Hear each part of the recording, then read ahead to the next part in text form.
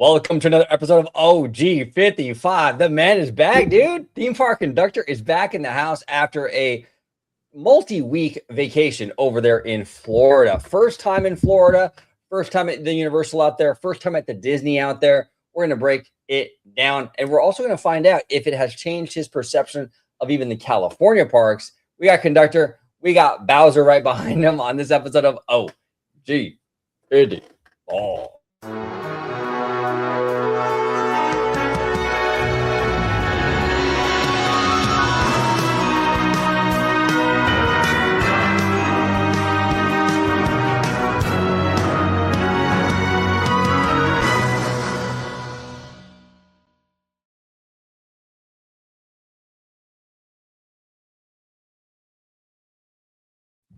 Welcome aboard, everybody. On this episode of OG55, we got theme park conductor fresh off the jet, sharper than Gillette.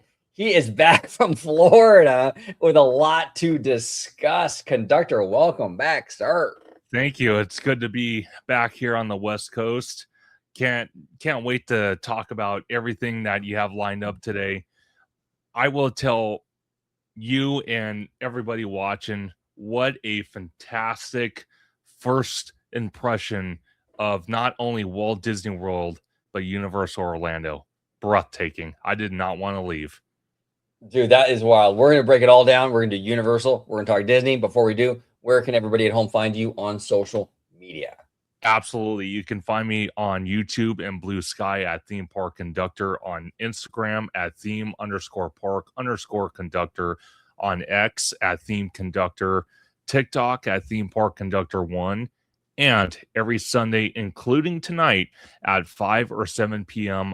for Conductor Sunday live stream, where we talk about everything from Disney to Universal to just all theme park related news. We speculate, we talk rumors. We have amazing guests like the one, the only Orange Grove 55 with that wild, wicked patent hair, and so many others as we break down all this amazing news and we nerd out.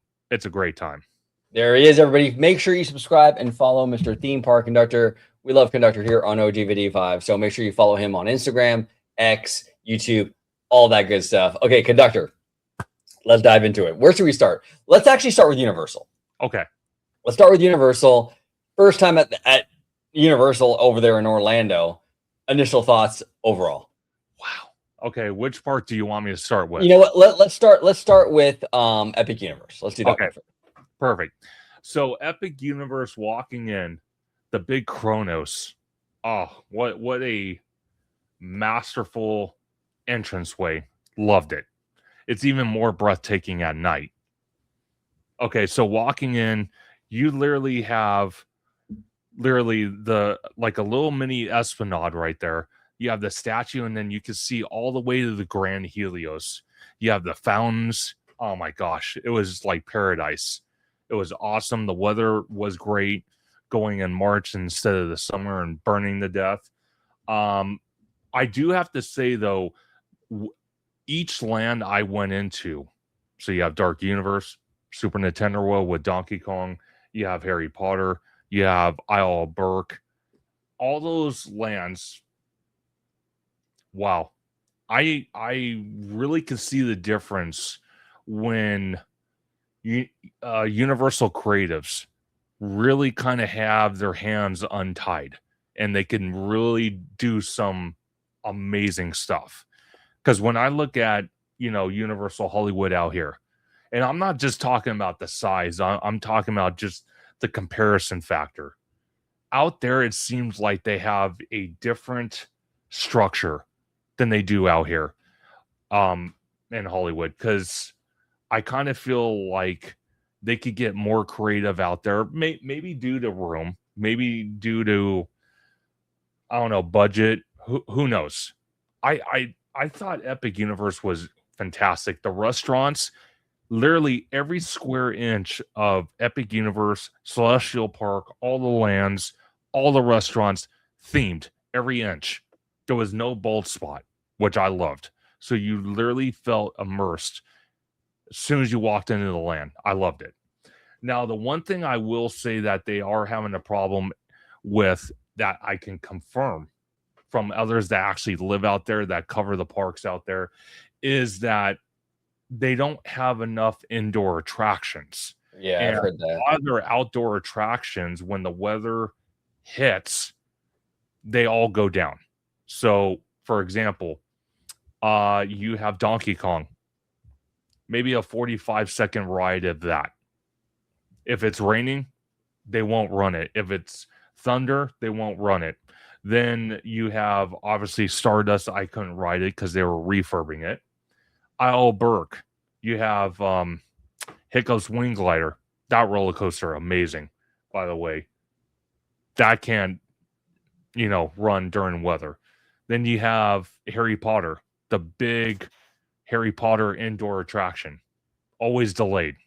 So literally all 3 days, Harry Potter, you had Donkey Kong, and there was one other attraction I couldn't think of that was also delayed.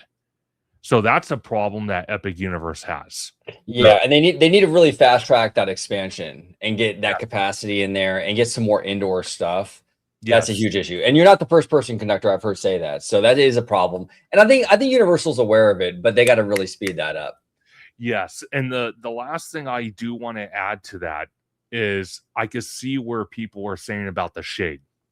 It is a young park because there is no shade. Literally, the only shade you can get is if you're in a land, in a shop or a restaurant. That's the only shade you're getting right now. Or you go into the Grand Helios. Well, let me ask you a question. Sure. So there's no shade. You said it's a young park. Yes. Now, a lot of times the trees will fill in. Like DCA was kind of a similar situation, like with Grizzly Peak. If you look at the Grizzly Peak area at DCA, you'll see it was a lot of fledgling trees. Yeah. After 20 plus years, 25 years, they've really grown in. It's a really nice area now, really lush redwood, trees and all that stuff, right? Now with Epic though, is there no shade because it's a bunch of baby trees? Or is there no shade because they just didn't put trees at all? That makes a difference. Okay, so to be honest, there is some baby trees that need to grow out, but they need to add more. But the problem I see with that is they have a lot of concrete, like a lot. So they would have to rip up more concrete to add more trees because I don't think the trees they have is enough. I will say that. So there are baby trees, but they probably need to add more, which is crazy because, Imagineering is based out of here in California, right? So, we have a different, I can understand a little bit of the California Imagineer thing where it's these are Imagineers from California trying to design stuff in Florida, and Florida is a whole different area where you get rain randomly at 2 in the afternoon. We don't get that out here in California. We can go 2 years with no rain in California, Yeah. But in Florida, in Universal, their creative is based in Florida. So it really it's weird to me that they didn't plan for that. But go ahead. Well, no, I was totally going to agree with you on that because when you look at a lot of the lands that are for the Universal side and even Walt Disney World, they have to account for the weather patterns. They have to account for tornadoes, hurricanes, tsunamis. So they have to account for all that. So the building codes, the building structures are a lot different than they would be out here in Cali. Because literally, when do we ever get rain out here? Barely ever. Yeah, exactly my point. The only thing we have to worry about is an earthquake. But when was the last time we had a big earthquake? Literally. And that's the thing. A lot of people from other states think, well, you guys have earthquakes. Yeah, we do. But the last big earthquake we had out here, 1994 with the Northridge earthquake? Yeah. Come on. They're far and few between. And a lot of times, I think we had a 7 point something, but it was out in the desert and it didn't really impact a lot of LA or anything like that. No. So it's very far and few between. Our weather and our top notch out here in California, but it's a different situation out there in Florida. They get hurricanes and rain all the time, Definitely. Which park you want to do next? So let's do IOA. Ooh. Oh, I love Iowa. Okay. Walking in. I'm going to say this, though, with the universal security and scanners, because I think this is very important because of the changes we're seeing at Universal Hollywood happening. Their security teams, oh my gosh, so much better. You know why? Because they're actually universal employees. They're actually a universal security and not a Wow. third party. So they know how to allow stuff in and not allow stuff in. You know what I carry. You've seen what I carry in my little backpack when I come to the parks. Little tripod, that's a handheld, doesn't extend. My mics, and that's really about it. And not once did I get stopped. Not once. Now walking through their security, because they have two big like white bars, and you just walk through, belt on, everything.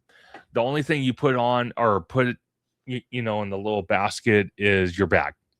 You walk in, no issue. I have never walk through a security checkpoint so easy ever in my life. It was phenomenal. That's amazing. Hopefully Hollywood gets that here because my gosh, I hate Hollywood's security. I hate it. First of all, third party company, don't like it. I respect the people that do the job. I just don't like that they have a third party company. It should be just universal security. Yeah. And then their security, methods with the conveyor belt, even though Iowa or Universal Orlando has it, but they have a updated version of it out here in Hollywood. Dinosaur. It's just it drives me nuts. And the fingerprint scanners, I hate that too. The facial recognition out there, oh my god, so much easier, so much easier. You just walk right in. Oh, dude, cakewalk. Literally, I stand in front of the camera, not even a second. Boom, I'm in. It was so easy. But walking in Iowa, I love that you kind of are immersed in that kind of, how can I think it? Like kind of almost like Greek style theming as soon as you walk in. And as you're Dang. walking through the little marketplace and whatnot, then you come to a fork in the road. So you can either go right towards Seuss Landing. So, Dr. Seuss and all that, or you can go left towards like Hulk and Superhero Island, which was phenomenal. But straight on, you got the lagoon right there. And then you have the classic Jurassic Park buildings from the 1993 theming. Ah, I was so in heaven. I loved it. Oh, that's amazing. Oh gosh, it was so awesome. And then walking through Superhero Island. I know it's, based off the Marvel characters from the 80s, the 90s, maybe a little bit of the 70s, but oh my gosh, I didn't think it was outdated. Maybe it's because it was my first time going through it, but Yeah. I thought I was a kid again, reading the comic books. I loved it. So it's more based on the comic stuff, right? Yeah, Yeah. Okay. yeah. Oh, it's like a different vibe. It's a different vibe than the MCU. Oh, definitely. Then their King Kong attraction. Oh my god. Their queue for that.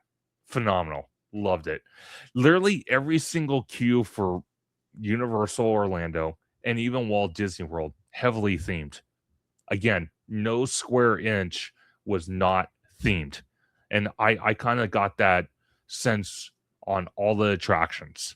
But going through King Kong, you get on this big kind of like Jeep truck vehicle. You go in and you're seeing the screens, but at some point you get to meet the big man himself. The big life-size animatronic that we used to have in Hollywood back in the day. I'm like, oh my god, it was so great to see him. Ah, every I hung out with Rob White, a friend of the channel, okay, this past weekend with him and his family, sure. and we went to Universal and we went to Disney or whatever. But he was telling me about that. He said they still have the animatronic over there. I'm like, what? It was awesome. I was nerding out. I'm like, oh my god, it was so cool to see him. But literally the whole like because it's an actual attraction. It's not, what we have, which is a tram. It's an actual attraction. The whole outside of the building, you would think you're on Skull Island. Literally, the whole theming was phenomenal. Oh That's my gosh. crazy. It was crazy. And then we couldn't go on River Adventure because it was closed, but we went on Velocicoaster. Oh, dude, I bet you, Oh, dude, that one's, you loved it. Because I heard that ride is crazy intense, and it gets more intense as you go, right? oh yeah. So they had the first launch, which was pretty intense, but the second one, that's where you would pass out. I nearly passed out, but I loved it. Oh, it went so fast. Then you went upside down over the lagoon. Oh my gosh. Phenomenal. That's insane. So one of the best coasters you've been on, would you say? I think that one and Hagrid's. Okay. Hagrid was awesome, dude. Now Hagrid's is more a family friendly thing, but I heard it's a really, really good time. Oh, I think you would like it. Personally, Yeah. I think you would like it. The only thing I didn't like about Hagrid's, let's say it's like a, I don't know, 140-minute wait. Let's say something like that. The queue for the inside, it's so long. Like you think you're getting close to the end where you board the vehicle and it just keeps going. I'm like, do I like this? Do I hate it? I don't know, man. It literally seemed like it was going for forever. But looking at the layout and then riding it, do I still think it could fit in Universal Hollywood? I think so. I think if they put it where the Forbidden Forest is, where they're doing all that fan fest stuff, and they kind of bleed it through the studio tour area, I think it's possible. Well, and here's the thing. Too. You're probably right, conductor. And fans get this into this thing where it's like that won't fit. But I mean, remember Disney? They completely redesigned Tower of Terror to put it in DCA. Yeah. I mean, it's not. I mean, if you would have taken the and we'll talk about Hollywood Studios in a second when we get to the Disney stuff. But if you were to look at the Hollywood Tower Hotel in Hollywood Studios, you go, that was not going to fit in DCA, and it wouldn't. Yeah. But Disney redesigned it so it would fit. So with Hagrid's, you could do the same thing. You can redesign it so it does fit in Hollywood. They can maneuver sound stages and whatever. They can do all kinds of stuff to make sure that fits. And that would be a cool little coaster. And then that park would have two coasters, Fast and Furious and Hagrid's. Oh, for sure. And I think it's warranted. I really honestly think it's warranted. Now, walking to Mythos, because we actually ate at Mythos. I don't know if you ever ate there. No, I didn't go to Universal when I was over there. Okay. Mythos, oh my Lord. Walk inside, phenomenal food. I definitely encourage everybody watching, if you haven't checked out Mythos, please do so. Because not to say that location will go away, but it might be rethemed. So I definitely encourage everybody to go check out that restaurant. So delicious. And literally, oh, go ahead. Well, so theming was top notch and the food was top notch. But the theming, like, are you upset before we dive into the food and stuff? Are you upset that they're going to possibly retheme it? I mean, do you like how it looks right now? Right now, I would not want them to touch anything of Mythos. Now, if they want to touch, Poseidon's Fury and all that whole area, I looked at it. I don't think they should touch it either. But I know I can't be picky and choosy. But if I had to choose between one or the other, I would say do not touch Mythos. That needs to be like, what's the word I'm looking for? It needs to be locked in. Like in a historical society type restaurant. Yeah. Because literally you walk in. I don't know if you've ever been to Caesar's Palace. Have you? I have, yeah. I stayed there once. Okay. Think of a Caesar's Palace type theming and then walk in the Mythos, and that's what it is. It literally feels like a restaurant that could be in Caesar's Palace in Vegas. That's how crazy it is. That's how crazy it is. I'm not even kidding, bro. I'm not even kidding. And then, like I said, the food is just top notch. I loved it. Yeah. But one thing I love more than anything else, besides the security is the staff working at these restaurants, quick service locations, team members. And this is something I'm going to talk about also with Walt Disney World. But for Universal Orlando, again, because of restrictions out here in California, being heavily restricted with all sorts of different crazy nonsense, the wages compared to California to Florida, the team members, the cast members get so much better pay out there, and there's much more employees to kind of share the wealth of the workload, so no one ever feels overburdened. That just right there, I could tell a difference on service compared to the West Coast. And I'm not blaming team members or cast members out here on the West Coast. They deal with what they could deal with. But do they get paid enough out here? Absolutely not. Because that's one of the things I was excited for, going out to Florida, seeing what the hospitality is like. And it's so much more different out there than it is here. So much more different. Well, I know they don't have income tax out there, so that No. does make a difference. Even if you get paid the same amount, technically, Yeah. without the income tax, you're going to get more take home. So that does make a difference. Now, I got to ask you, for Mythos, what did you order? What food did you get? Oh my gosh, I'm trying to remember what I did. Oh, okay. So I got a Kobe beef burger. So good. Oh my gosh, it was delicious. Like literally, I took one bite and it melts in your mouth. Like that quality of meat. Oh, and then I think I had it was a apple bread pudding. Oh, I can eat that all day long. So good, dude. Ah, That's incredible. I heard the food at Mythos is second to none. It's like the best theme park food ever made. oh yeah, by far. Yeah. Like I don't think literally at Universal property, I don't think I've had a better sit down restaurant than that. Literally, that was the number one for me by far. That is crazy. That's crazy. Okay, let's pivot now though to the studio park, Universal Studios. What do you think about that park? Okay, so we barely touched that park, but the rides that we did, Men in Black, loved it. Shouldn't touch it. I felt total nostalgia. It was awesome. What else did we do? We did the horror makeup show. They had it open. Oh, they want to get rid of it.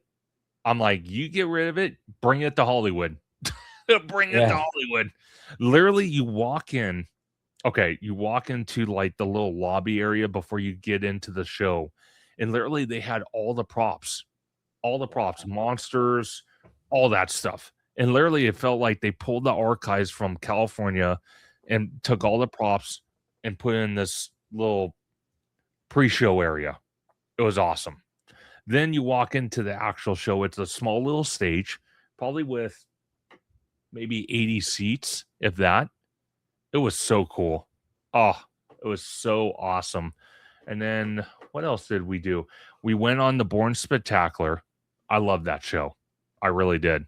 I heard that is actually like that and Waterworld are like neck and neck. It's a really good stuff. Oh, yeah. Oh, dude. I literally couldn't tell what was screen and what was physical sets. It was that good. Literally. That's crazy. That's crazy. And then we actually lucked out because they had Mardi Gras going on. So I got to check out Mardi Gras. So that was pretty cool. Then we walked into my favorite place in the whole world that I've been dying to go to, Diagon Alley, dude. Oh, I could have spent all day there, all day. I'm like, and we only were in there for probably a good hour and 20. But dude, I literally can spend all day in there.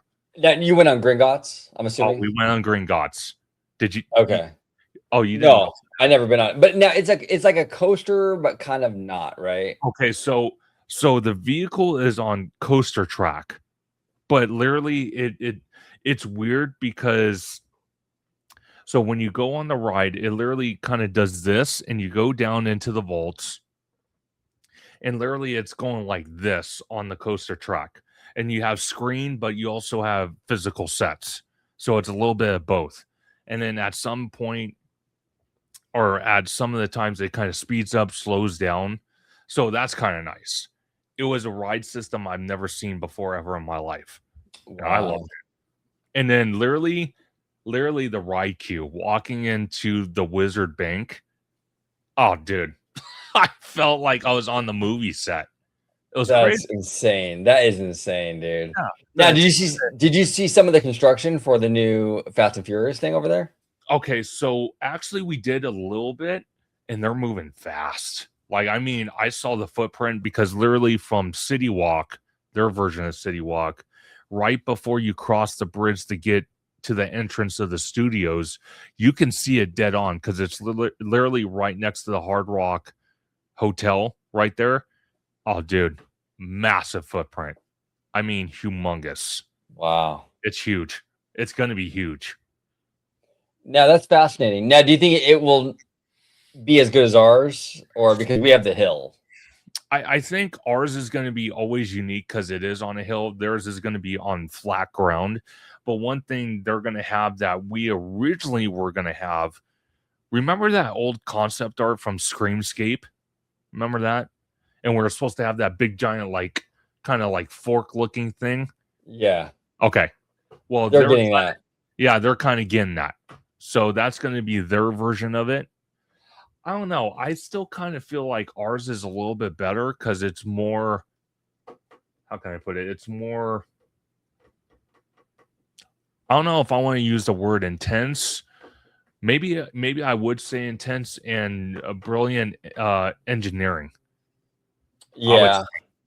Yeah, well, that's one thing I love. Bricky has talked about that. His first time at Universal, and the really brilliant use of space oh yeah. at the Hollywood Park, right?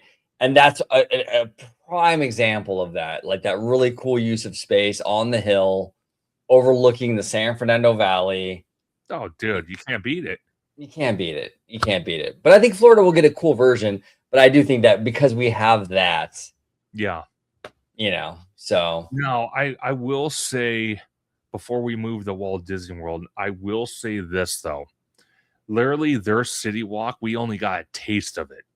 We didn't even explore City Walk that much.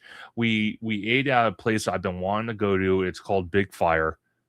I think I got the guys hooked on that, and they want to go back to it when we're out there again next summer. I So, remember you telling me about that. Like you were saying you heard a lot of great things. Let's check it out. oh, dude, it was phenomenal. It was literally phenomenal. Again, literally every single food item I got on Universal property, whether it was at Epic, IOA, Studios, City Walk, no disappointment. No disappointment. Quality's better. Again, the only way I can really compare that though is if we went to Twosomes, which we didn't. But literally the hospitality, the quality of the food, and just the whole atmosphere so much different than it out here in Cali. So much different. Wow, that's crazy. Yeah, I was even talking to Rob about this last weekend, and Rob was saying like, oh yeah, the twosomes out at Orlando is always busy. It's Yeah. packed all the time. Yeah. But out here in California, like you walk by there, it's dead as a doornail. Yeah. Well, because I kind of feel that people went in there, they dined, and then they put on their online review. And you know how people react when they read an online review. They're like, oh, we're going to stay away from that place and not even try it. So I think it's gotten a bad rap from the get. Now, not to say that the quality is not where it should be, because I think it needs to be a little bit better. But one thing I will tell you is since the one in Orlando is so successful, I would not mind having maybe one of their chefs, two of their chefs come to the Hollywood location and revamp it. You know what I mean? I think it needs that. I really think it does because I can even see it from City Walk, line out the door. That's insane. That's insane. So overall, before we move to Disney, sure, Universal, it seems like you were impressed. It was a good experience overall. Very impressed. Okay, Epic. based on all the hype and everything, lived up to that? You think overall, in general? I think overall it lived up to some of the hype. I think it kind of damaged my thought process because of, again, Donkey Kong, the Battle of the Ministry, um, constantly delayed, and then you had a lot of the outdoor attractions not working. At times you had Stardust down, so that was kind of disappointing. But overall, just the aesthetics, the atmosphere, the stuff we got to do, I would probably give it a solid B plus, because Okay. I do think it still needs some room for improvement.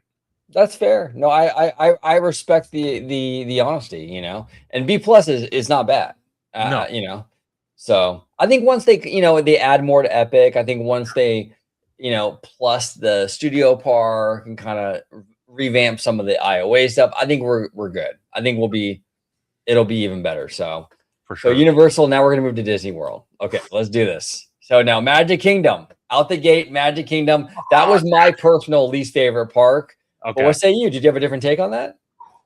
Ooh, my God. Okay, so walking through the gate. Okay, walking through the gate, I literally felt like I was at Disneyland. But literally, right when you go underneath the tunnel on either side because of the railroad, literally everything kind of looks similar, but it was different. You could tell. Yeah. Like the theater, massive. You look at the train station, massive. You look at, all of like the city hall, bigger. Then you look down Main Street, kind of similar.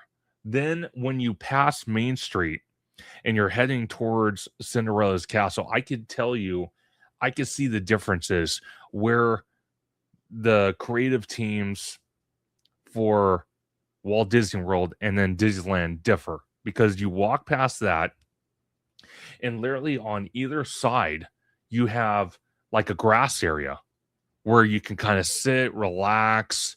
There's kind of like that spot there. When you look at Disneyland, you literally walk past Main Street, you have the Plaza Inn right here, and then you have Jolly Holiday over here. Over there, you don't have that. So you have this kind of green area on both sides. And then as you're walking towards Cinderella's castle, obviously I could see a difference because the castle's bigger. You can't walk through the castle because it's a stage. Then their Tomorrowland.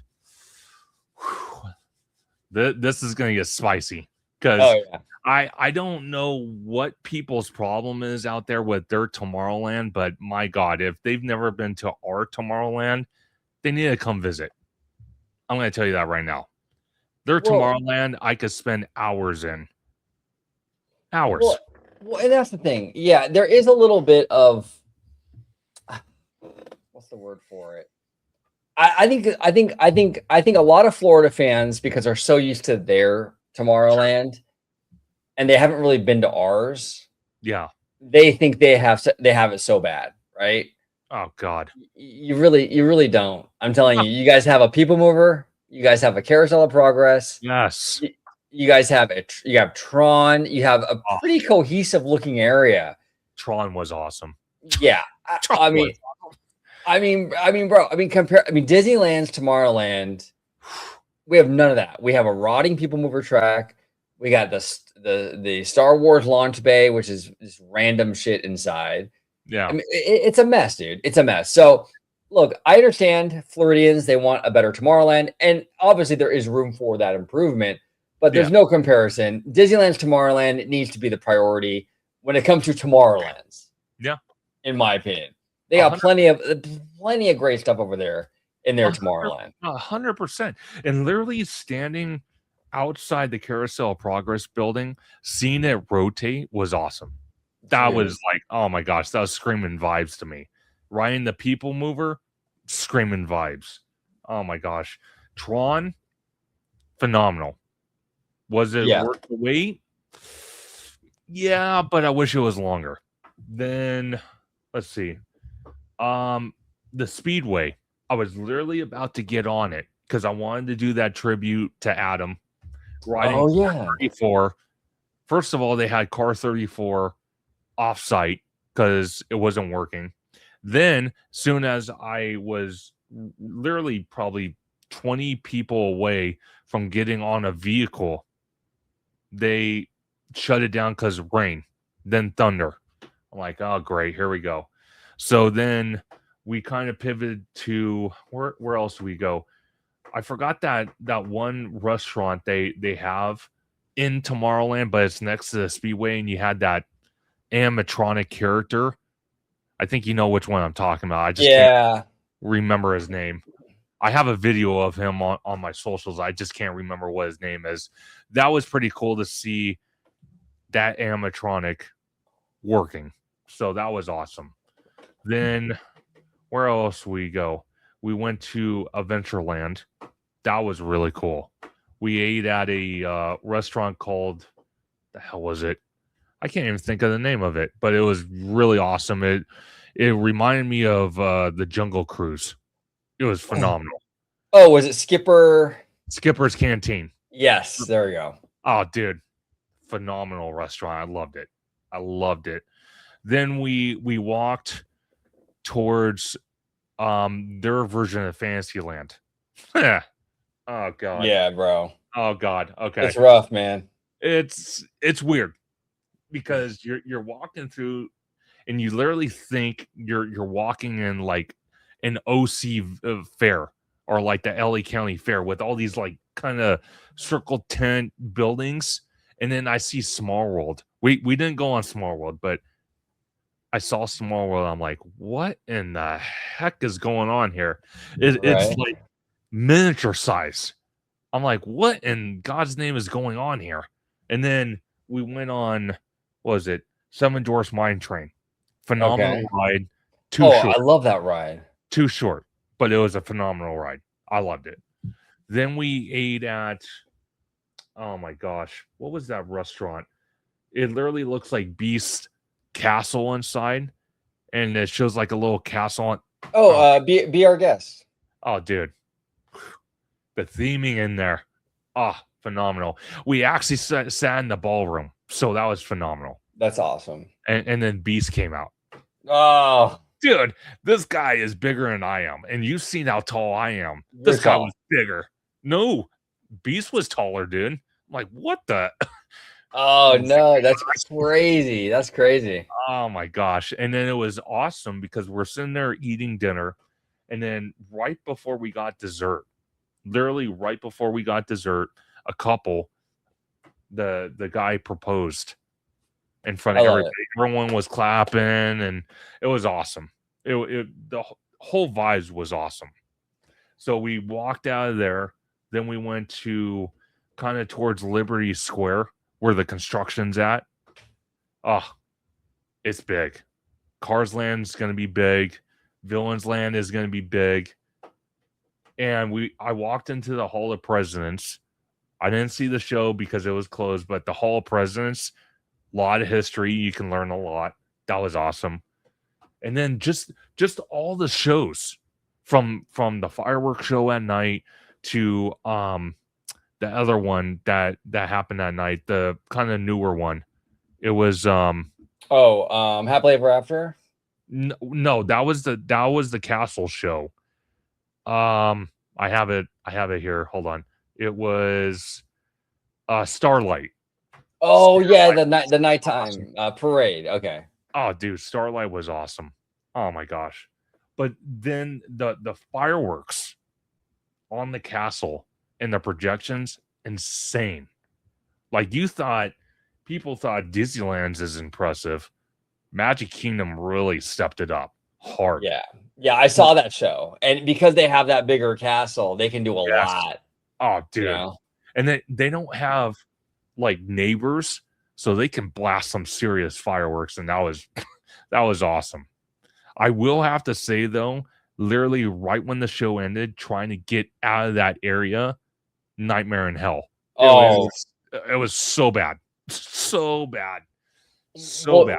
Well, yeah, and even getting in and out of Magic Kingdom is kind of an issue. You got to take a ferry, or it's So we actually took the bus. We took the bus We didn't take the ferry or anything. We did one day kind of do a little resort hopping a little bit, and we took the Skyway. And I want to pick your brain about that. But Yeah. to kind of tie it off with Magic Kingdom, I walked in all the stores on Main Street. That was trippy. That Yeah. was trippy.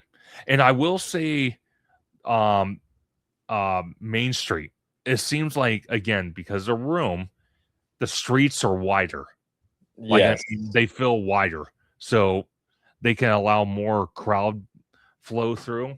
So that was nice. But Yeah. overall, Magic Kingdom for me, literally, kind of what Bricky was saying before we went on the trip. It's literally Disneyland Resort on steroids. It is. Yeah, it's bigger. Like Yes, there's more room, it's bigger. My issue with it was I felt like it lacked heart though. Like for some reason when I walk through Disneyland, sure, it has such a freaking vibe and an energy sure, to it.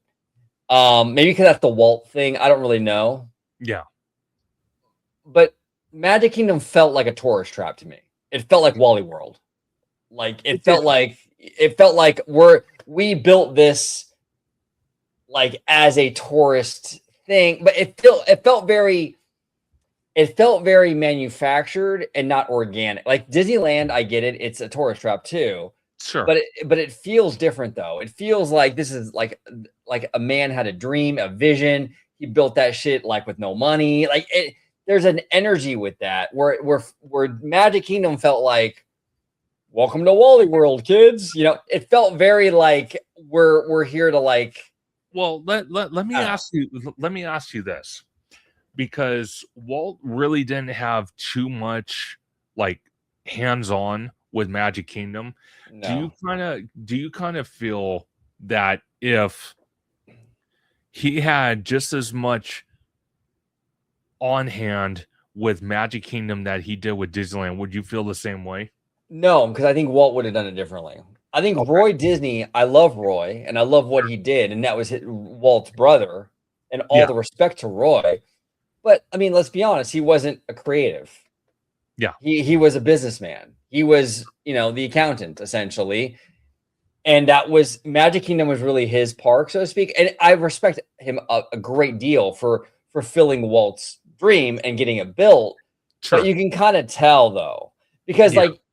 like Disneyland Paris feels like it has more heart. And that wasn't even built. That was a Tony Baxter park. And Yeah. that park feels like it has more heart and soul to it. Yeah. Magic Kingdom feels very plasticky and kind of like it's checking all the boxes technically of a Disney park, like the castle and this and that. But I don't feel anything. Like it's like a live action remake, is kind of how I always put it, you know. Now, I will say this though, I do think though that with Villains Land and the Cars area, I do think that's going to change that park for the Yes. better. I But I think so. just feel like it was very much like a soulless Disneyland. It felt very tourist trappy.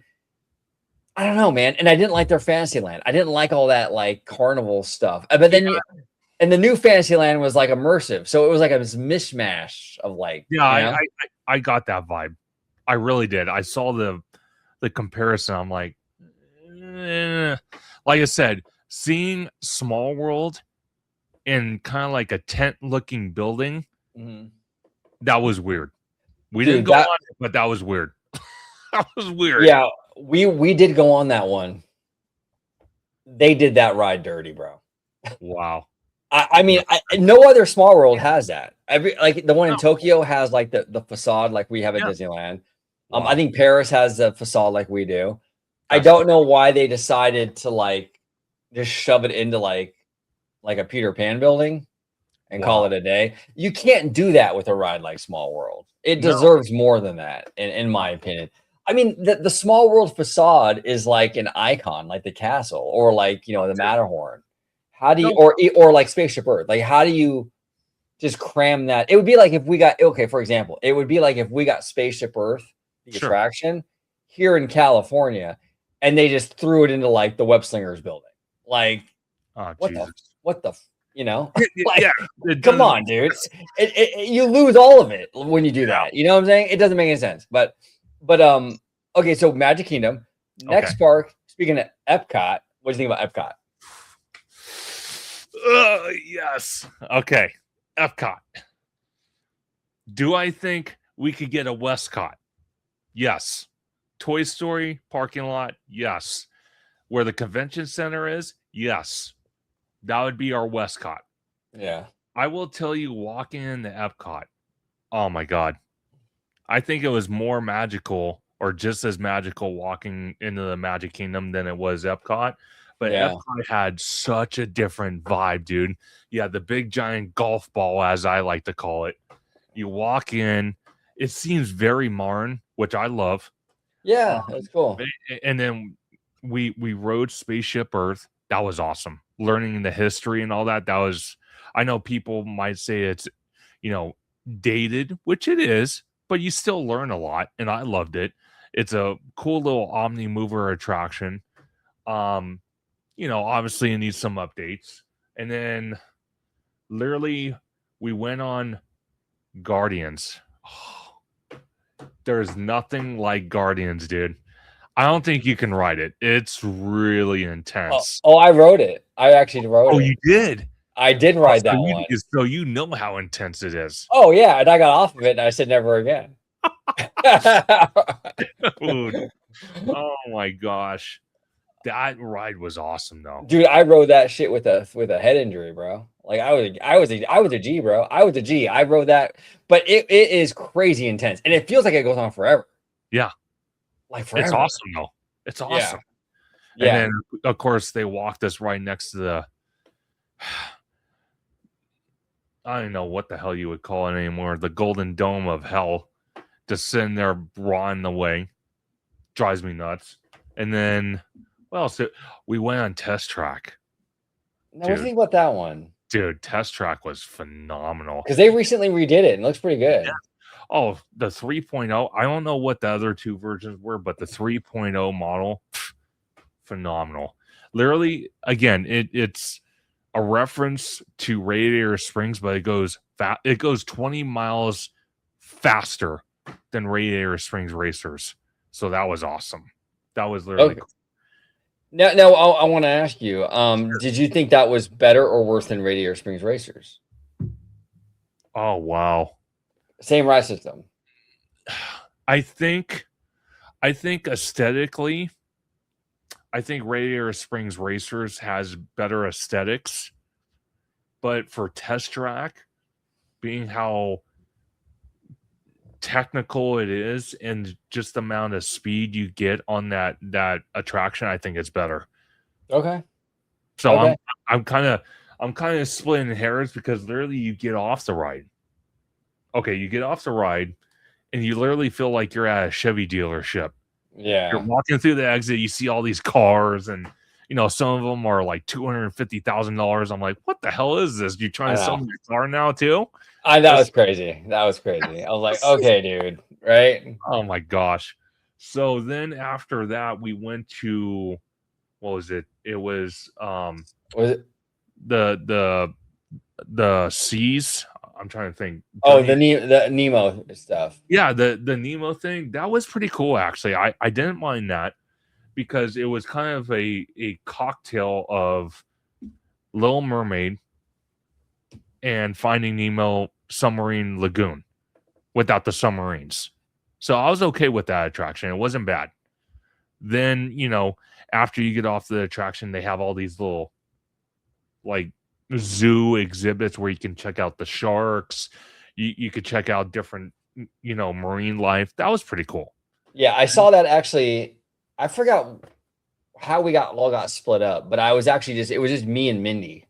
Oh, geez. Mindy, right? Yeah. It was just me and Mindy. And we were walking through that, and they had it's like a bunch of aquariums. There's like a shark in there and shit. Like, yeah, it was pretty cool. It was pretty cool. It was total nostalgia. Then we walked through that Moana thing, the outdoor little water kind of feature. It was cool. Yeah. Do I think it was something that I want to put there? Probably because of the space. What would I be waiting in line for it? No. But it was a great utilize of space, so I'm not gonna lie. Then we went on trying to think that other attraction that's kind of in that little area right there. It's I'm gonna have to get you. Was it that figment thing? Well, we tried the figment thing. I didn't get on it because it broke down literally right when we got on the ride vehicle. But the guys later on did it. I never did it because Jared kind of gave me a sneak preview. I'm like, okay, I'll believe you. Yeah, and big shout out to Jared, by the way. He is awesome, dude. I love Jared. He is the man. But it was what?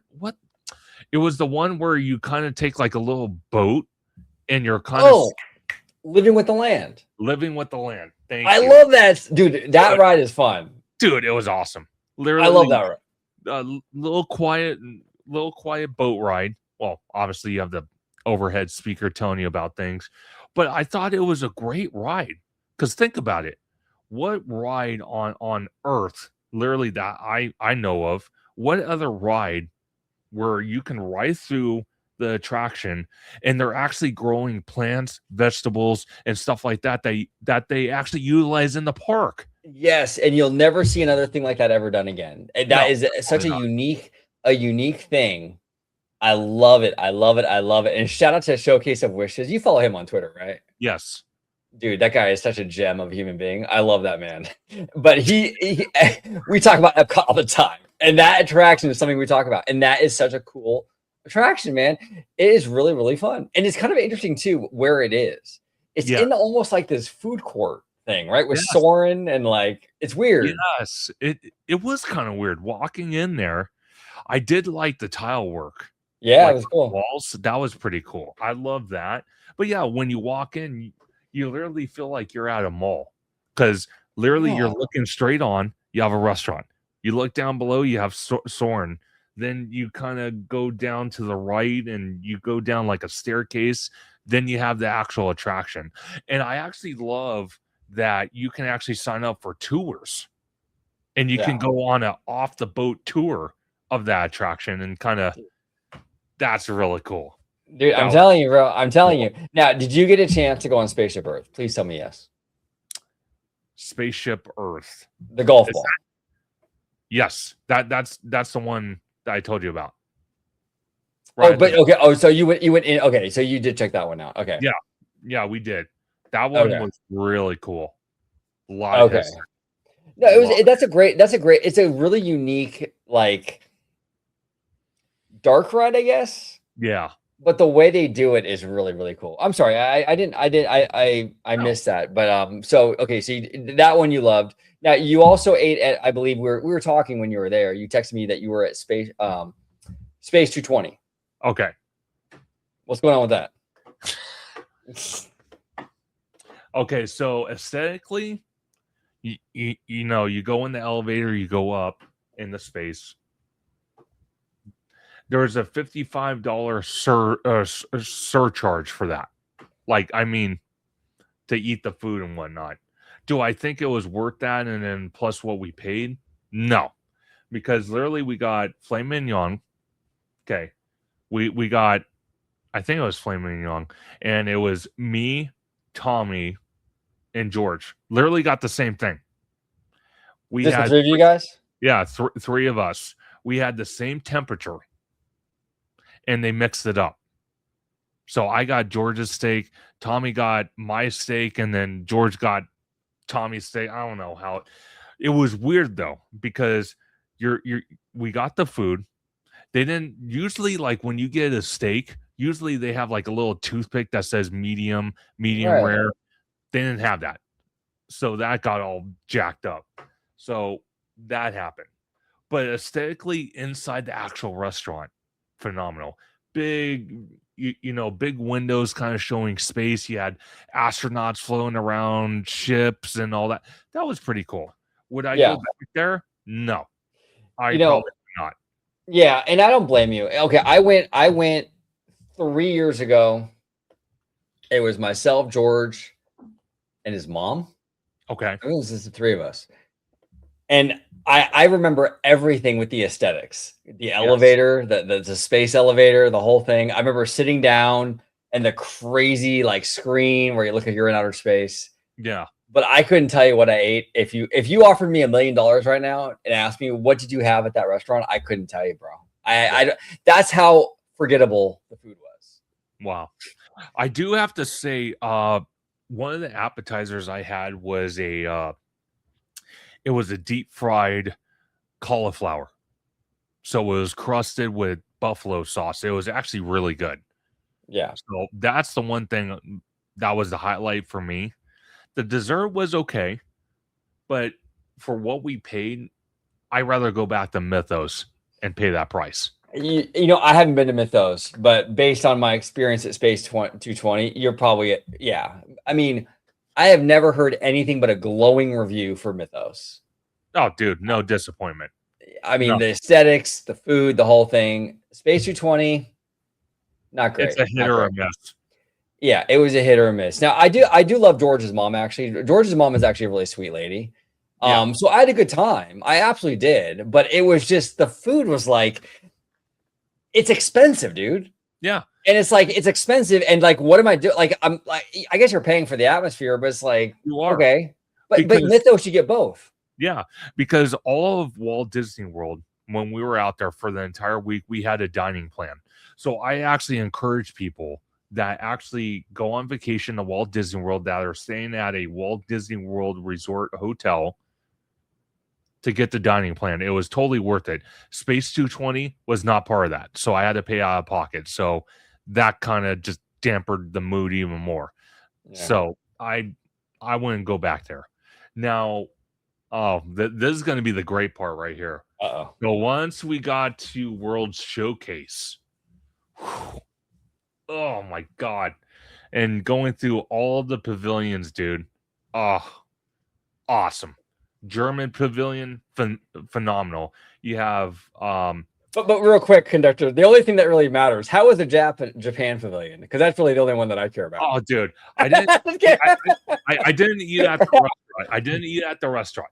I did go into the store because you went to the store, right? So you know what I'm talking about. Oh yeah, we spent a lot of time. We did 2 days at Epcot because I just love that park so much. But go ahead. Okay, so the store.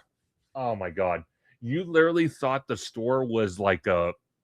I'm trying to think of a good analogy, like a Costco, but single story, and it just kept going on and on, and actually you can buy like treats, snacks, action figures, swords, armor, all from Tokyo and Japan. All, dude, it was Crazy. phenomenal.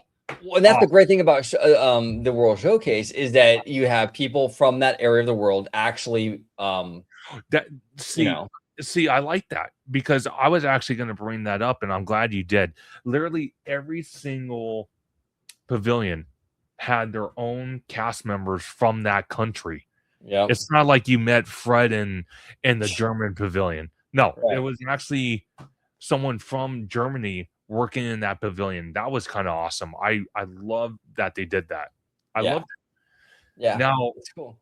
I will tell you, we went to the Paris pavilion because we rode Ratatouille.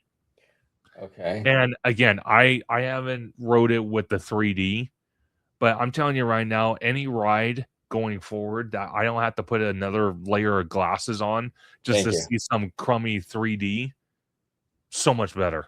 It was awesome. No, thank you. I actually stopped wearing my glasses. Well, I wear my glasses at home, but now I've converted to contacts because contacts are just so much more easy to deal with like life stuff. Yeah. But like back then when I went to Epcot, I was still wearing my glasses. Sure. And it was the same old thing, bro. You had to, and you have glasses, so you know how it is. No, yeah. You got to put the 3 glasses over your regular glasses, but then you're worried about scratching your regular glasses. Yep.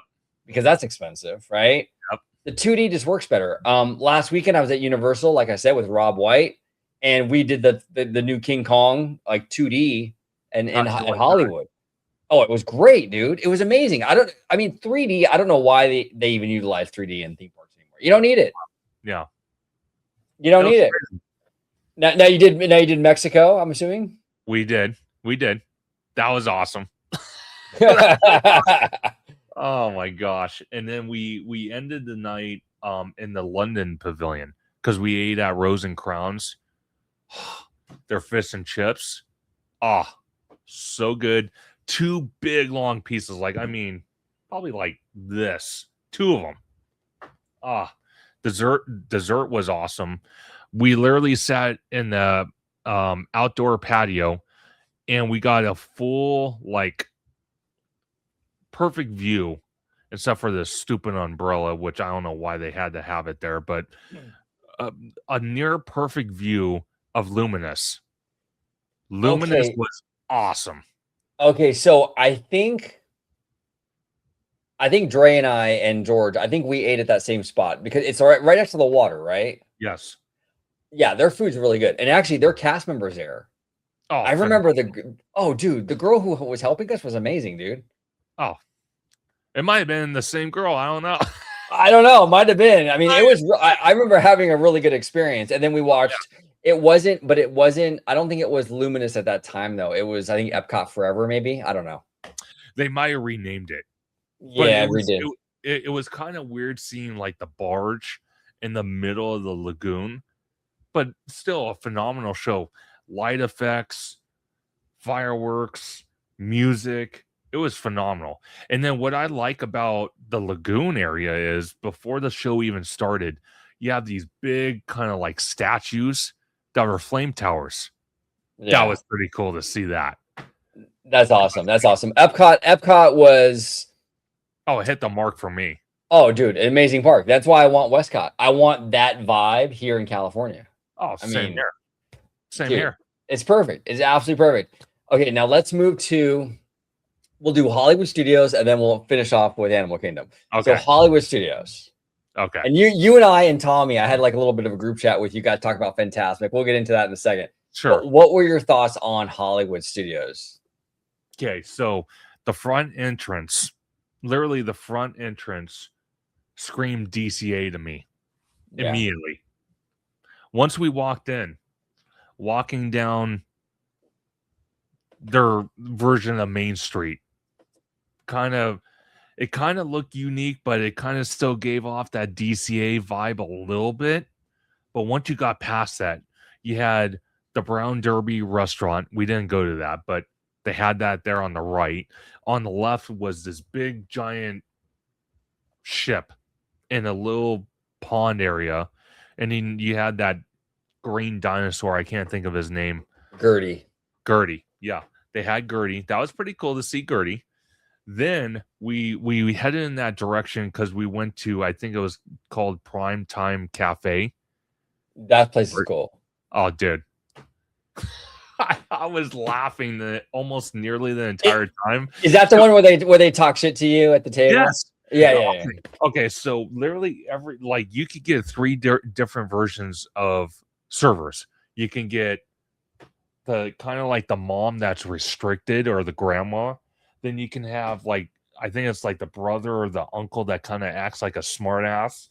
And then you could get one other type of waiter that's a different dude. We got the brother that acted like a smart ass. Oh, dude, it was hilarious the entire time. Oh, dude, that place is so much fun. Like, I remember the art waitress was talking crap to me, and she was like, "You're not gonna." She nicknamed me California. Oh, jeez. Yeah, and she's like, "You're not gonna finish that California? You want a to-go box?" Yeah. Oh my god. Oh my gosh. It was funny, bro.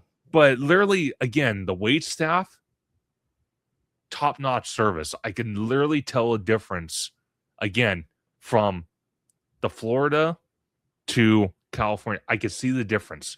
But literally being in that restaurant, though, I will tell you, my dad would love it. I mean, love it. Total 50s vibes.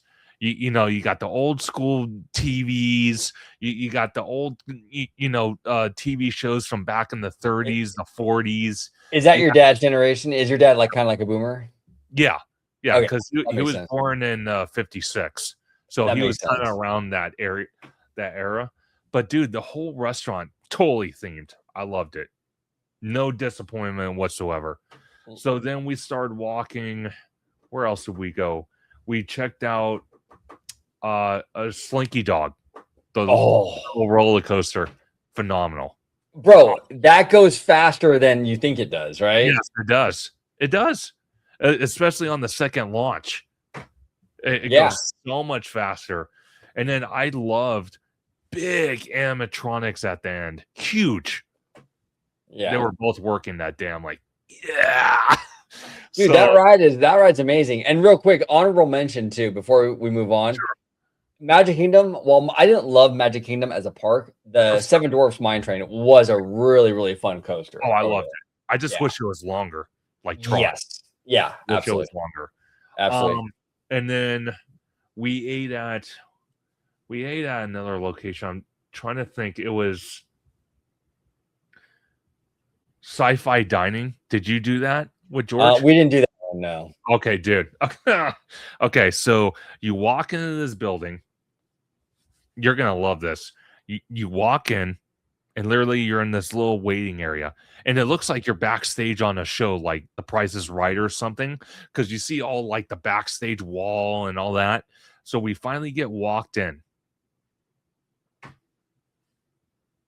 I'm like speechless because you walk in and it's like, you know those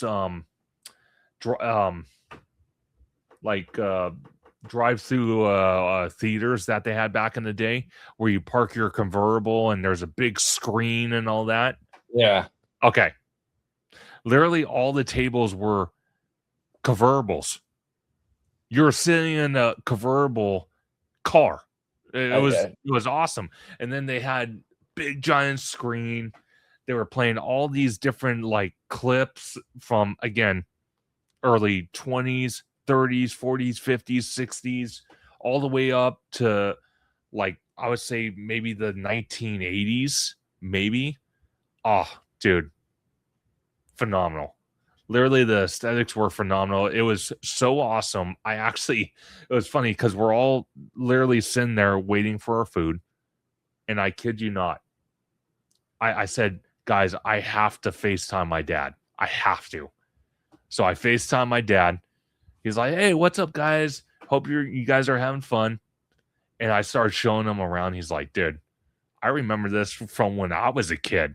Yeah, that's wild. So much vibes, dude. Oh, I didn't want to leave. It was awesome. So then that was kind of later on, but before that, we did the Frozen show. That was great.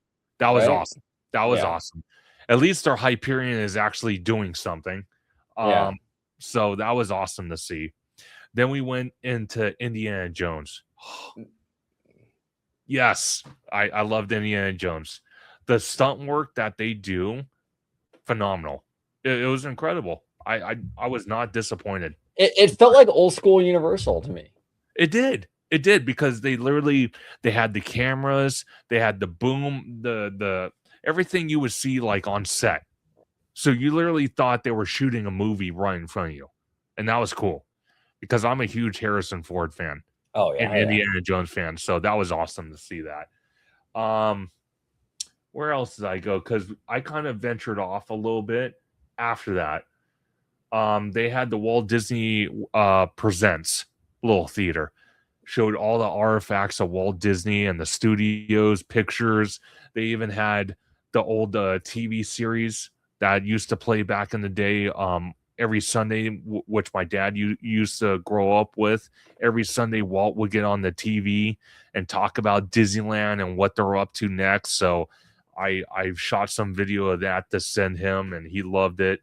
And then you're going to love this. I went the Galaxy's Edge, dude. Okay, so let's talk about this. What you're talking about.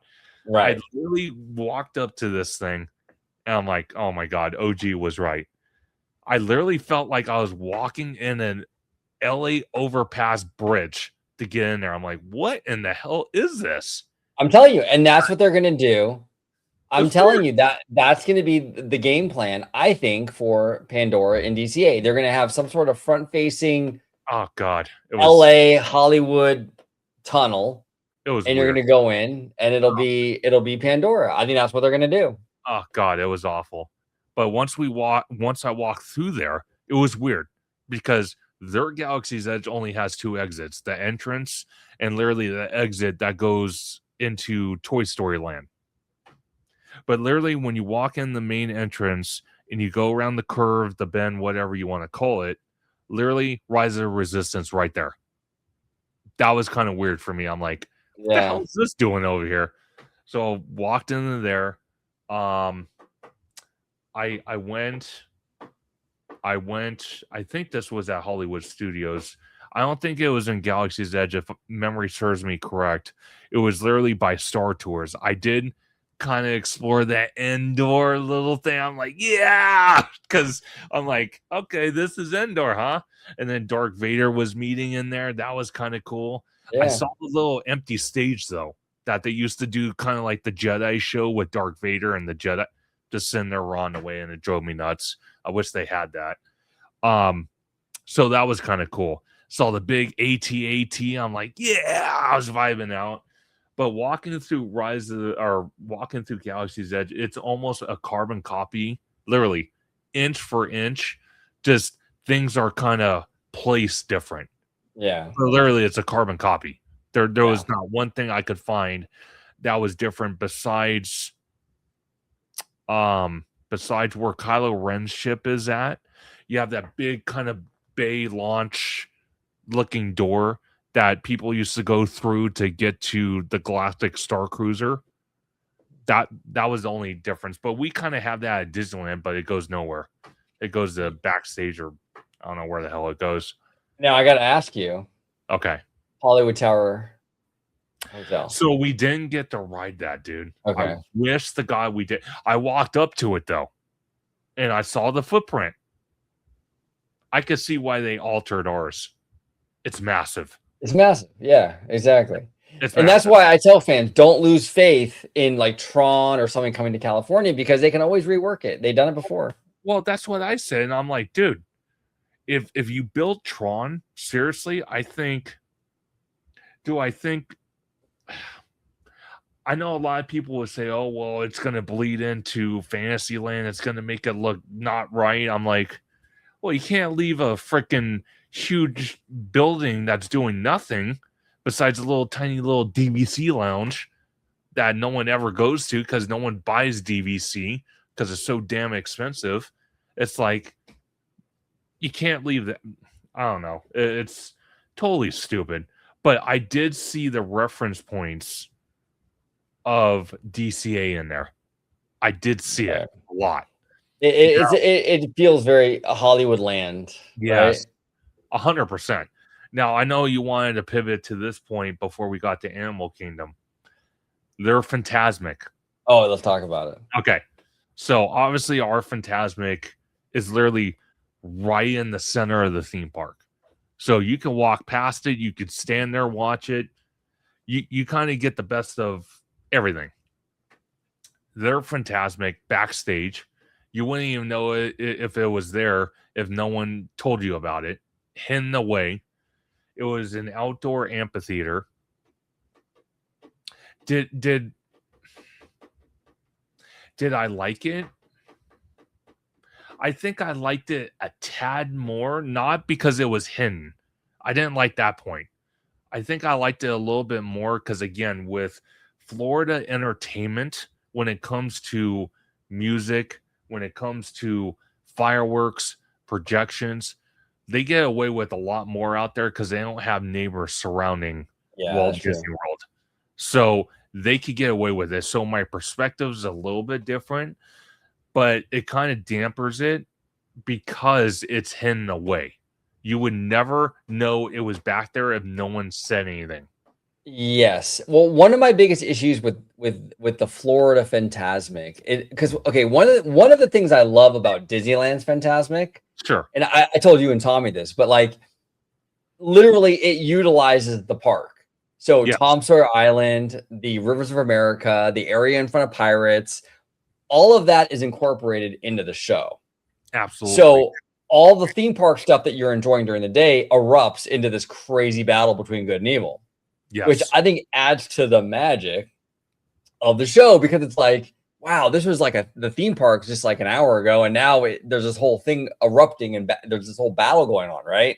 Yeah. My issue with the Florida version is it feels like a show. Like, Yeah. and I get it. I don't want to sound like a cheesy Disney adult with the magic and all that, but like when you walk up and there's like bleachers, like you're about to watch a show at SeaWorld, Well, it takes away from me. I'm going to tell you this though. I didn't mind the seating. I minded the seats though. Personally, for me, I would like to see outdoor like stadium seating, not the benches, because that was very uncomfortable to sit there for 30 minutes.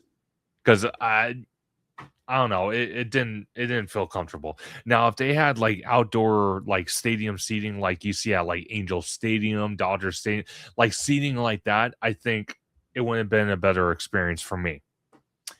Now, it's interesting though, because walking back there, it's a little bit of a hike. Again, Yeah. it's not close. It's way shoved in the back.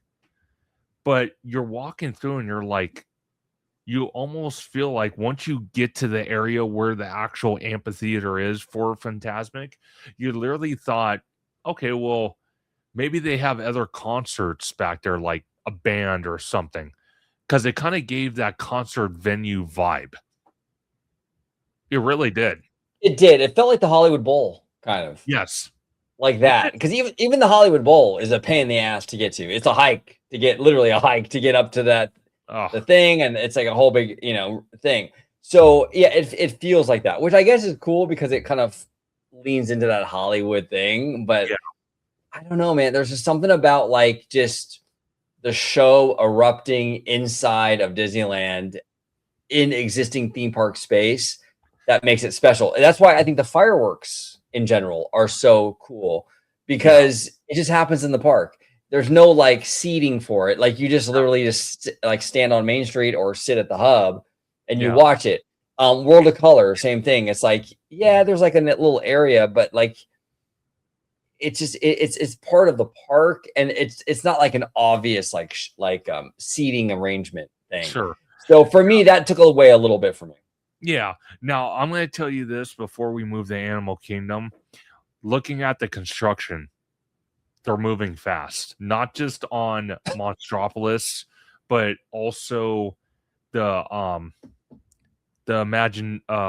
was it the Imagineer campus or Imagination campus that was formerly their Star Wars launch bay area. They are moving very fast on that. So I'm glad to see that. That's good.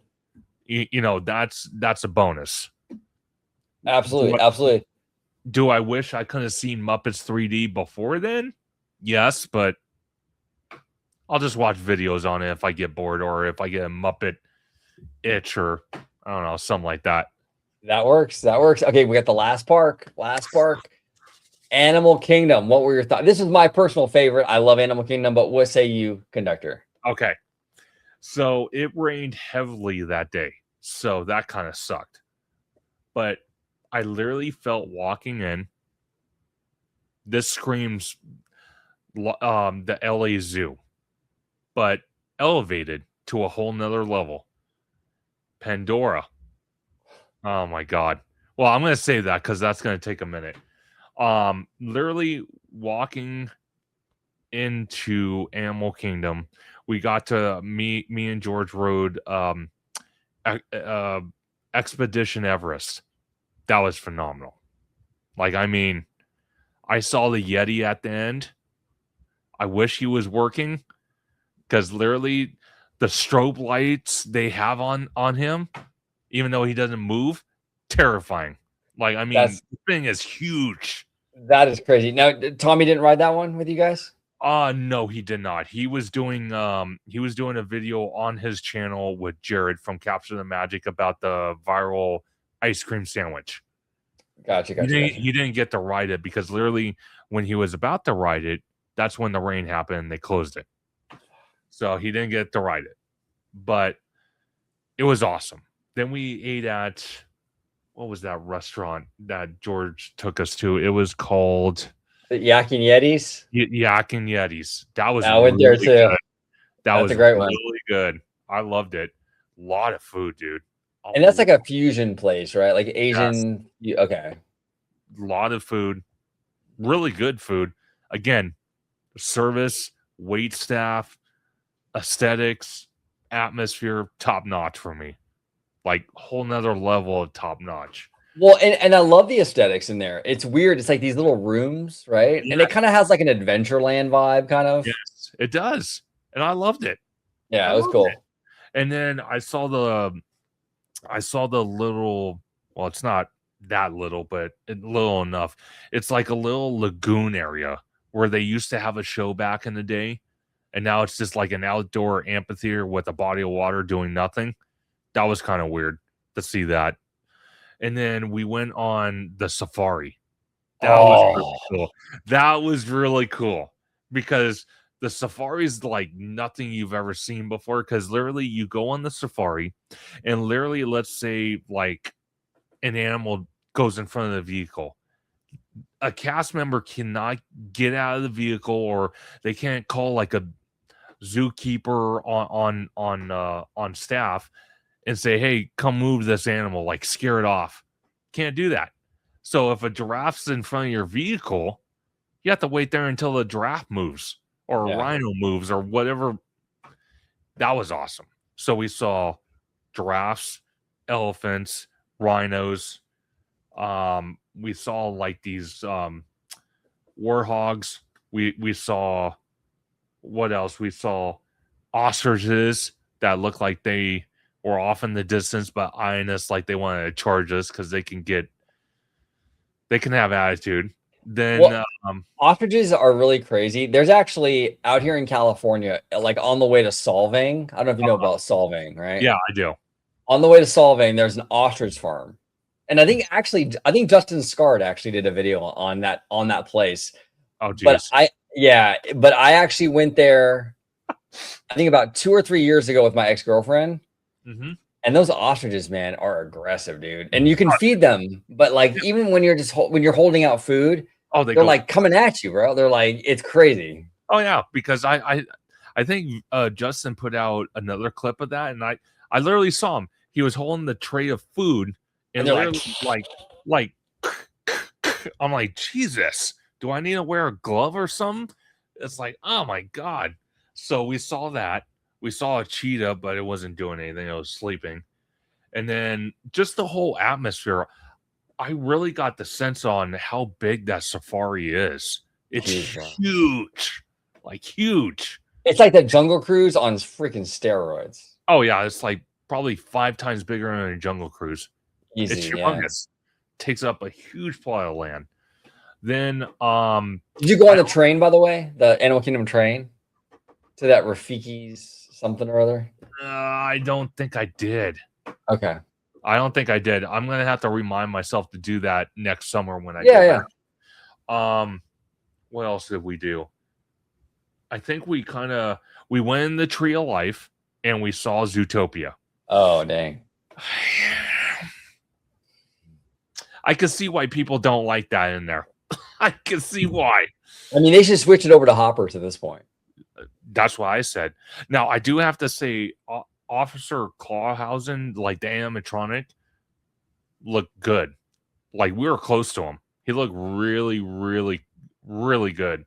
And then just inside the tree when we're all sitting there, just how they sculpted that, amazing. Yeah. Oh, it was incredible. And then looking at the tree itself, phenomenal. It was breathtaking. Oh yeah, no that park. That's why it's my favorite park. It's a vibes park. Oh, dude, because there's not a whole lot of rides over there, but the not vibe. Yet. Yeah, not yet. But oh my gosh, it was crazy. Then we saw the Lion King. That was awesome. That's a great show.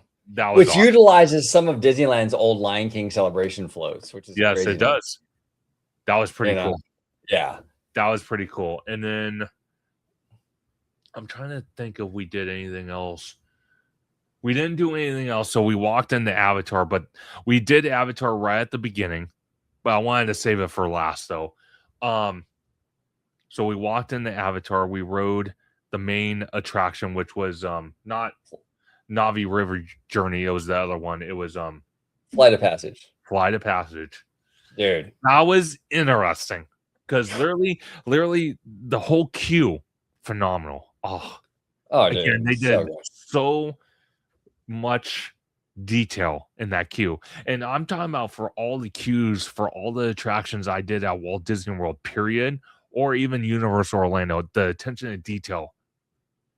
I literally thought I was on the movie set. It was crazy. So we got on the actual ride. That was weird for me. I loved it though. It was weird because literally you're on this like, I don't know, like almost like a little pony, but it wasn't Yeah. a pony, obviously. But you sit down and you have the glasses on. You sit down and literally your kind of like your inner legs, like your inner thighs, are on the seat, and you could feel the banshee breathing as you're Yeah, it's flying around. weird. That was, oh my god, that was awesome. And then that was really cool. I if that was one attraction that I would like to be cloned, it would be that one. We didn't go on Navi though. We didn't go Okay. because that had a long way, and George is like, you know what? It's so short, and literally the main attraction of that attraction is the animatronic, and that's it. Yes. No, So he's not right. He's not wrong. He's not wrong with that. The boat ride is the boat ride. I went on that when I was there a few years ago, and the boat I'm ride sure, is definitely a vibes ride. I'm sure. There's no conflict in that Uh-huh. ride. There's no like crazy, oh my god, something went wrong moment. It's a chill. You're just basically just floating down the bioluminescent forest. Yeah. Well, I couldn't leave without getting my banshee. There you Yeah, go. he's There you gonna go. be You my got next him. partner. You got him. Okay, so let me ask you a question because What's that? you and I have done a lot of videos, a lot of content on Avatar coming to DCA. Sure. Now that you've been to the one in Pandora, I mean in Animal Kingdom, has it changed your opinion about it coming here? Are you more Okay. excited or less excited? I'm well, it's kind of hard to split hairs because how they're gonna execute it is what I'm worried about. Because literally walking into Avatar, okay, you literally walk over a bridge. That's the transition point. And then once you're over the bridge, you have all these trees and kind of hiding it until you kind of go around the bend and boom, there it is. You have the mountains, the waterfalls, the aesthetics, the plants. I don't know how in God's name they're going to pull it off in the Hollywood backlot. That's why I kind of fear that there might be doubts of placing it there. I think the transition point for the Hollywood backlot is going to be extremely hard. And I mean extremely hard. And I know what Disney has said about them putting it back there, but I want to believe they should put it in the Simba parking lot. And I'm being honest with you because the transition points from now seeing what Avatar looks like over there to what DCA is and where they want to put it, I just don't see how they can execute the transition. It's I gonna don't. be it's gonna be similar. Like how we have our Galaxy's Edge has like it's cool because you're winding through and there's all this there's Yeah, like trees but but, and but there's not going to be enough room for that. It's no, literally no. it's literally you're going to walk for if they want to put in the Hollywood backlot. Literally, you're going to walk through the archway and boom, you're right there. Yeah, it'll be essentially the Hollywood Studios Galaxy's Edge. Yeah, and I don't like that. I I, don't like I it. yeah, I think that might be what it is, but we'll see. I mean, yeah, Symbol Lot would give you more freedom, and then you can do that kind of that grand reveal because you're going to have to build a bridge over Disneyland Drive. Oh, 100%, and that's kind of what I'm thinking they're going to do at some point. My only thing is too, and again, I know Animal Kingdom is laid out differently, but literally as you're crossing the bridge, you have a big like kind of river that the bridge is going over. So you also have that kind of aesthetic, like you're walking into a land that you've never known. I just don't see how they're going to pull that off in the Hollywood backlot. I don't see it. I really honestly don't. I hate to see that because I don't want to see them build like almost like an exhibit for Avatar. I rather Yeah, I rather them not just build it at that point if they're going to do that crap. yeah. I don't think it'll be an exhibit. It'll probably be smaller than the one in Animal Kingdom. I think the land that we're seeing is a little deceiving because it looks smaller because there's so many big ass buildings in there right now. Yes. Like even the Coco thing. I know you've been away for a little while, but like they land cleared all that stuff for the Coco I saw ride. it, dude. It looks weird. It looks naked, dude. I'm like, Totally naked, and ah, it looks and there's so much room. yes. Imagine when they get rid of, because you have those three buildings back there. How many buildings were they planning on annexing? At least one of them, right? If I not believe two. so. Yeah, I think at least one. I don't know, dude. I I mean, we rather don't know because we haven't heard about the future of the parades or anything. I'm assuming they're going to keep parades, but we'll see. Oh, dude, I'm going to tell you this right now. You've seen how, like, from Google Maps and all that, you've seen how big those three buildings are, and now with all the trees gone, if they got rid of all three of those buildings, which I know would be hard to do, but if they did, I'm going to tell you something right now. We would not just get a Coco attraction, we would get a full-blown restaurant, whole village, shops. Oh, dude, I think they should annex those three buildings, get rid of them. Put You it got in me there. sold. You got It'd me be like sold. it'd be like the Mexican pavilion over there at Epcot. Yeah, exactly. I You love know, that. it would be cool. Yeah, it's crazy. Yeah, Pandora is a crazy area. I mean, Oh, by insane. far, by The far. water, the whole thing. It's Oh, crazy. dude, it was literally awesome. Like, I mean, I was not disappointed. Now, again, like I said, I'm very curious how Disney is gonna try to cram it into the Hollywood backlot, which is going to be interesting. So I'm really hoping at this D23 coming up this year, because I do plan on going. I think I'm going to try very hard to go because I want to go. And I would love either Thomas, because again, I can't say his last name either. Thomas, or if Josh tomorrow kind of feels like he wants to get on stage, I definitely want to hear more details about Avatar going into the Hollywood backlot, No, me or too. what I their agree. plans are for that.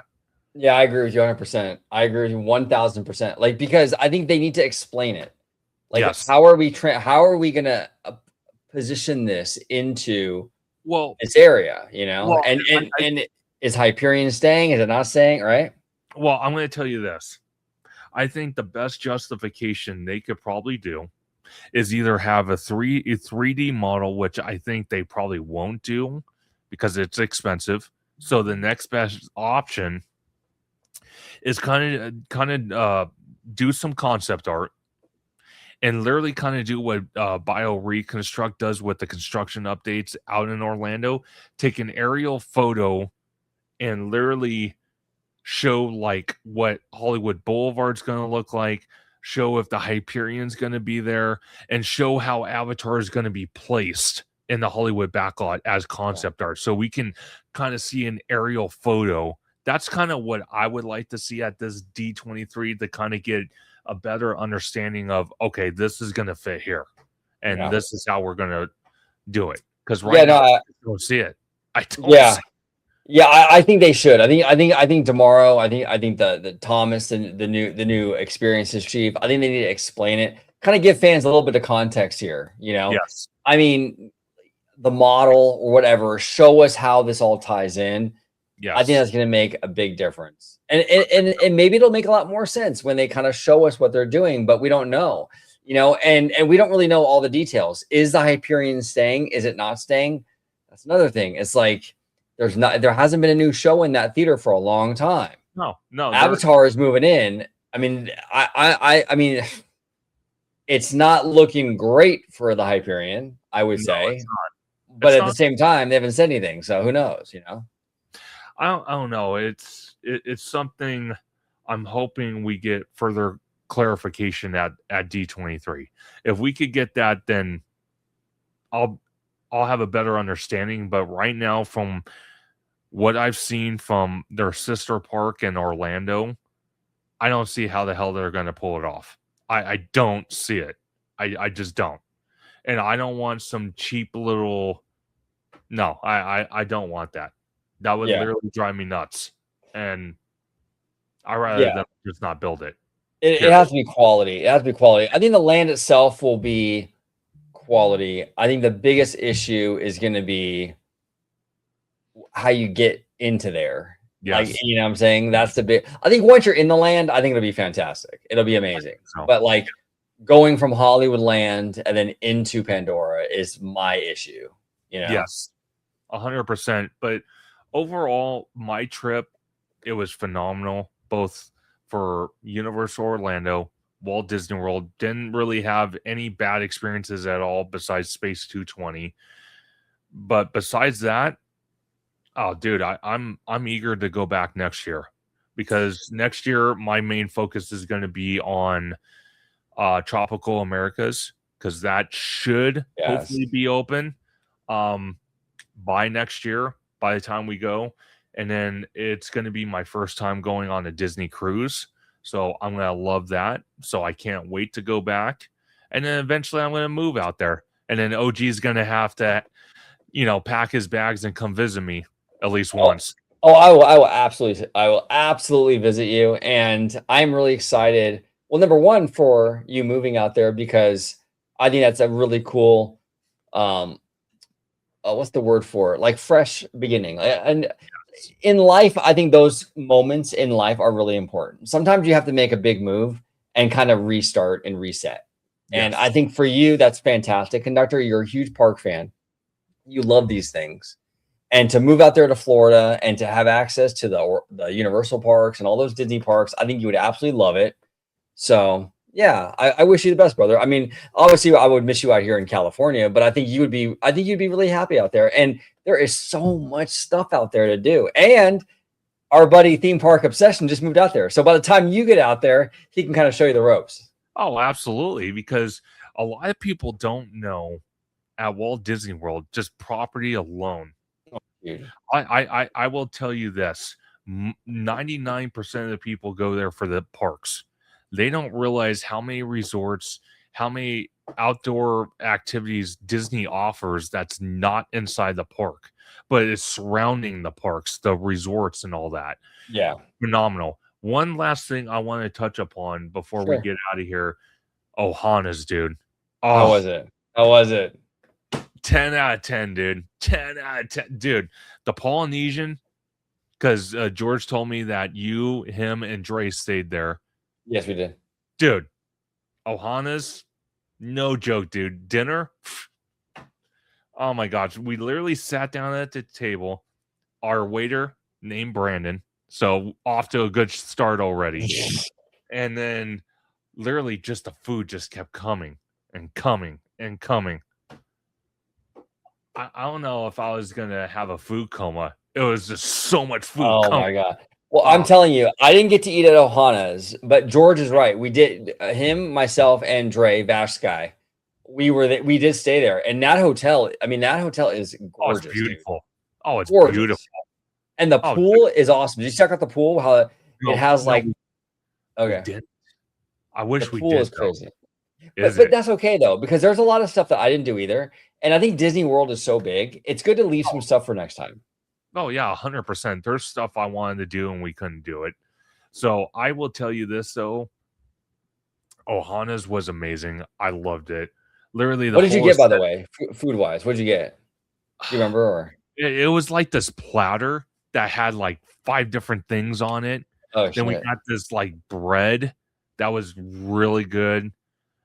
We got this dessert. We had all this like different meats and all. Oh, like I said, I had a food coma, dude.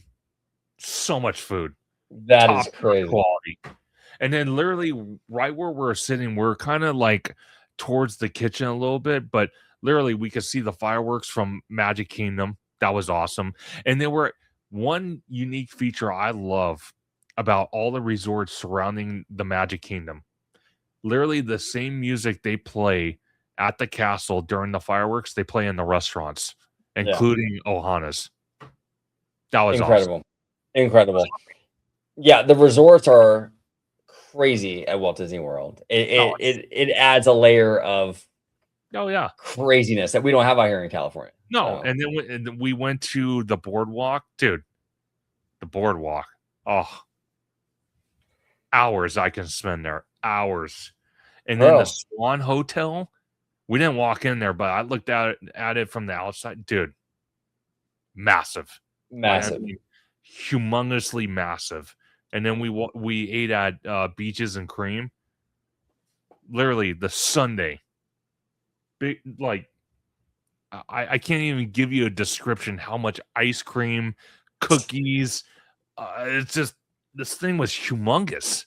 You think the Jolly Green Giant wouldn't be able to finish it? It was that big. And what was interesting about it was every time someone ordered that ice cream or that sundae, there was like a theatrical show to it.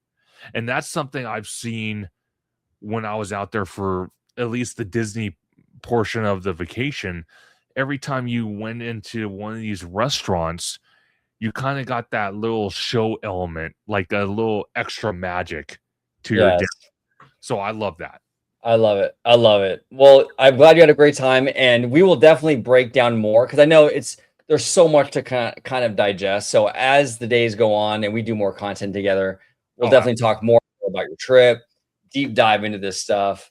Now, before we get out of here, conductor, a couple things I want to share. We got Mr. Boardwalk Times. He opened up a new store, dude. A new store. This is awesome. If you want nerdy stuff, you can definitely catch it here on the Boardwalk store. And if you use promo code Orange Grove 10, Orange Grove 10, you will get a discount. So a lot of nerdy merch here. Check it out. We love Zach over there at Boardwalk Times. His obviously Boardwalk Times is amazing. We love Zach and we love the team over there. So check them out for sure. And then we also have, you know where I'm going with this, conductor. You know who I'm. You know who I'm. Gonna, I've we got been missing her for 2 weeks. we got the one and only me. There she is, bro. The one and only. There she is. Mimie fan. She is amazing. We love Mimie fan. She has a lot of food and lifestyle content in LA and Orange County. If you want to get into any great spots, if you're tired of theme park food, and believe me, the stuff that she checks out is absolutely incredible. It always makes me hungry. But check it out, Mimie fan. She's on Instagram. She's also on YouTube and Passes. So make sure you check her out. I would actually love to see Mimie fan do a breakdown of the Beaches and Cream stuff, like that big ice cream thing, dude. I could see Mimie doing one of those. Oh yeah, That'd 100%. be amazing. That'd be amazing. But yeah, Mimi's a lovely gal. We love her so much, and she's right here on YouTube and on Instagram. So make sure you check her out. Theme Park Conductor. Where can everybody find you on social media, sir? Absolutely. I want to give a big shout out to Orange Grove 55 for always being a wonderful host and always being not just a guest on my channel, but also other people's channels that I'm part of. He's always a great friend to hang out with online, you know, talk nerdy stuff when it Yeah. comes to the theme park. You can find me on YouTube and Blue Sky at Theme Park Conductor, on Instagram at theme_park_conductor. You can find me on X at Theme Conductor and on TikTok at Theme Park Conductor 1, and every Sunday at 5 or 7 p.m. for Conductor Sunday live stream, where we talk everything from the Disney to Universal. We talk about all things theme park related. We kind of dive into the studio aspect a little bit, and we just nerd out. Whether it's having Orange Grove 55 on the channel with his Wild Wicked hairstyle I love so much, or other guests just in general, just hanging out, talking with the chat, having the chat interact with us. It's such a great time. And I would love everybody to come join and just interact or just vibe out. Because I can't tell you how many people have told me, messaged me on IG or any of these social media platforms I have, and they're like, I can't tell you how many times I'm literally sitting there eating dinner with the girlfriend or the family, and we're just sitting there watching you on the TV vibing out. So I love it. Yeah. I love it too. I love it too. Thank you, conductor. And everybody at home, make sure you subscribe to Theme Park Conductor here on YouTube. Let's get this man to 6,000 subs. He's very, very close. And also follow him on Instagram and on X. Comment down below with all your thoughts on everything we discussed today. Walt Disney World, Universal Orlando. We would love to hear from you. Until next time, see you. Thank you so much for watching OG55. Don't forget to smash that like button, subscribe to the channel, and become a member today.